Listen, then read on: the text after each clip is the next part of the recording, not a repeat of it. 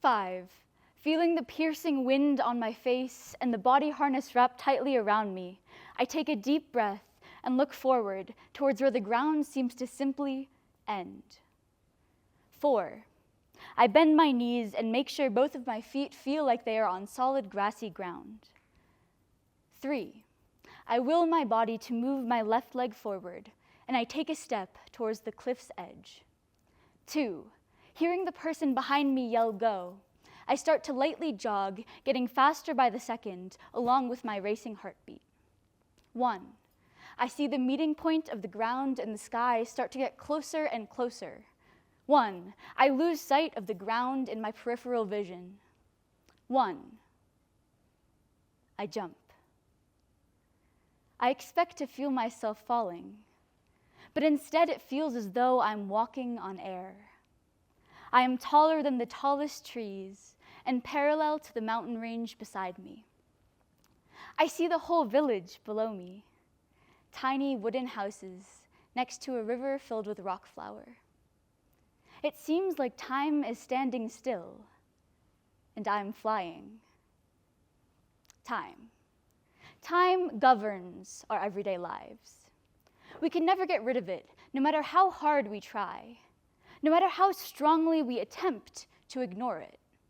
It creepily enters back into our minds, reminding us that we have limited amounts of it, reminding us that soon our time will run out. Especially as we grow older, we often feel as though time escapes us, like we don't have enough of it. And our perception of time continues to speed up, like a car that will never stop accelerating. And that is the most frightening part. To a 10-year-old child, a year is 10% of their lives, whereas for a 50-year-old, a year is only 2% of their lives. It is simply less memorable. Because as we grow older, we experience fewer firsts. We have already experienced our first word, our first step, our first day of school, our first job. And I know that I'm only 18 years old, but the prospect of time continuously speeding up is frightening. So, what if I told you that time didn't have to speed up? What if I told you that there is a way to consciously slow down your perception of time? But before we get into that, it's important to understand that there are 2 different ways of perceiving time. The first has to do with our instantaneous perception of time, or our time perception in this moment. The second has to do with our long-term time perception and which events we perceive to last longer in our memory. Generally, events that we perceive to last long in the moment, like an average day at work or school, seem to speed by in our long-term memory, if we even remember them at all. If I try to think back to Tuesday a few weeks ago, I can recall that I probably had biology or government class, but can I recall exactly what we did in those classes? Probably not. This is because generally, our days are so monotonous that our brain does not perceive them to be special. Therefore, it seems like they're extremely long in the moment, but speed by in our long-term memory. To explain the flip side of this, try to think back to a break from school or work. What did you do? Maybe you took a road trip. Maybe you went to see friends or family. Maybe you even picked up a new hobby. Does it not seem like that vacation, probably only a week or 2 in length, takes up significantly more space in our long-term memories than an average week at work or school? Why is that? It is because we are introducing novelty into our lives by breaking our daily routine. Last week, my biology class had an overnight field trip in the mountains to study field ecology. And in that one day, I was able to comprehend so much more new information and create a core memory out of the experience. Novelty allows us to maximize both our instantaneous perception of time and our long-term perception of time. In the paragliding scenario that I began this talk with, it felt like time was standing still. Because that type of novel event Because that type of exhilarating event was so novel to me, it felt like my brain had to work overtime to understand what was happening and make sense of my surrounding. I also felt as though I created a core memory out of that experience. So I was able to both extend my instantaneous perception of time and my long-term perception of time. However, I know that paragliding is not a daily activity. We cannot do that in our daily lives. However, we are able to maximize our perception of time every single day at every single moment. And the way to do that is going to seem absurdly simple. Be aware, constantly. Have you noticed any new flowers blooming recently? Maybe any peeking up from the cracks in the sidewalk? Have you heard any new bird calls recently? We generally notice the absence of sun, but have you taken the time to notice the sun's glow and warmth on your skin? I want to do a quick activity with you all. If you would mind closing your eyes, try to visualize what you are wearing. What shirt are you wearing? What pants are you wearing? What shoes are you wearing? What socks are you wearing? Okay, open your eyes. How many of you could immediately recognize what you were wearing? Just a quick raise of hands. And how many of you had to think for a minute to remember what you were wearing? For some of you, it seems as though it's quite easy to remember what you were wearing, and that's great. But I also saw that for others, it took a moment to remember. And that also makes sense. Because in our daily routines, sometimes our minds drift to the future instead of staying in the present moment. In the rush of our daily routines, we don't realize what is happening and what actions our body is actually taking, which leads to us forgetting simple things about ourselves or our surroundings, like what we are wearing in the present moment. A couple weeks ago, I was getting ready for school, and I absentmindedly grabbed a pair of earrings. I put them on, left my house, drove to school, and arrived in my class. Only when I sat down did I realize that my right earring felt a little bit heavier than my left earring.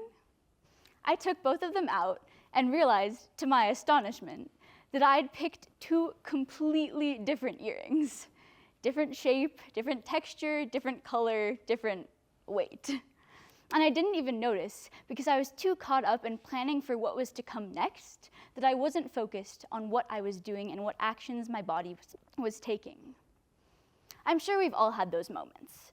For example, raise your hand if you've set down your phone, wallet, or keys, and about 2 minutes later started to frantically search for where they were. I know I have.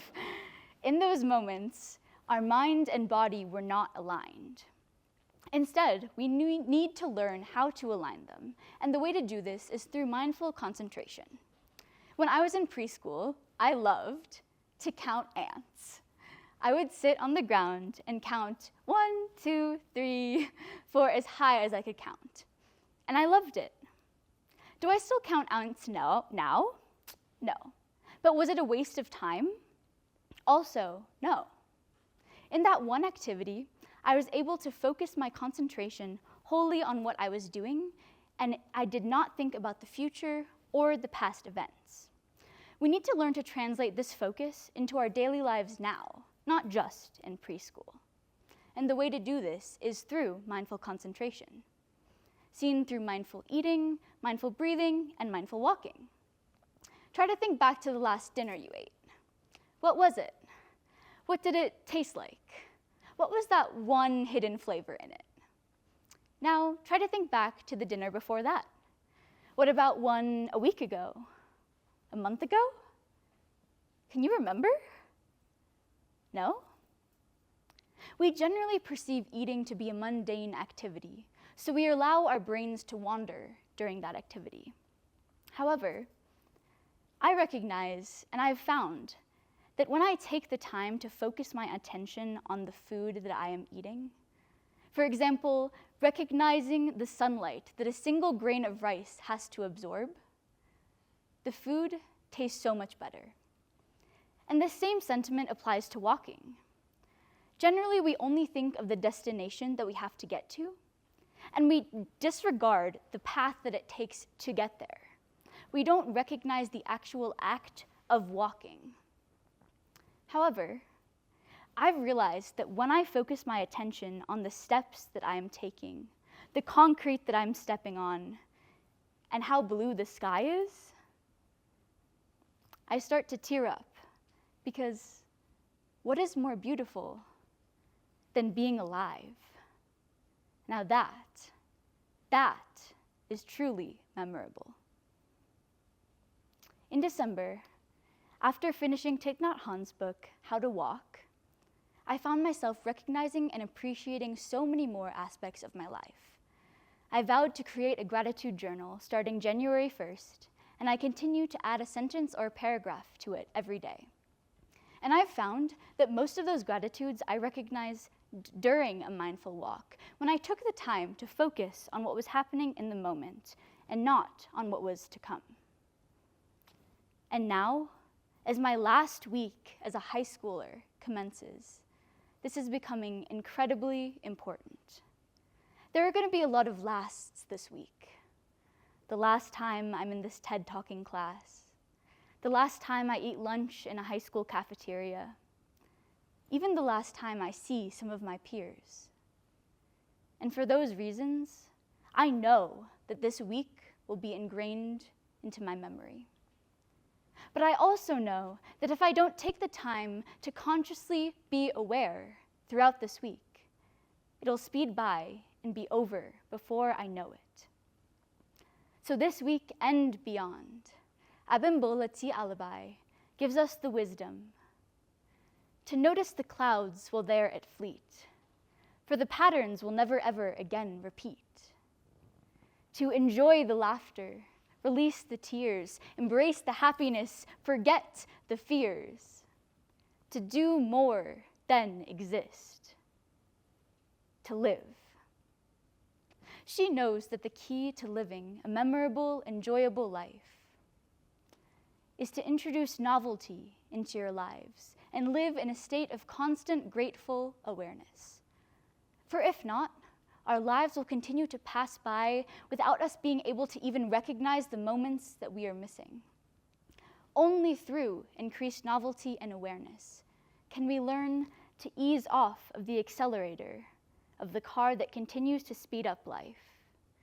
And with practice, maybe we can even learn to transition to the brake pedal. For then, we can learn to cherish the memories that we have formed and feel fulfilled at how we have spent our time on Earth. Thank you.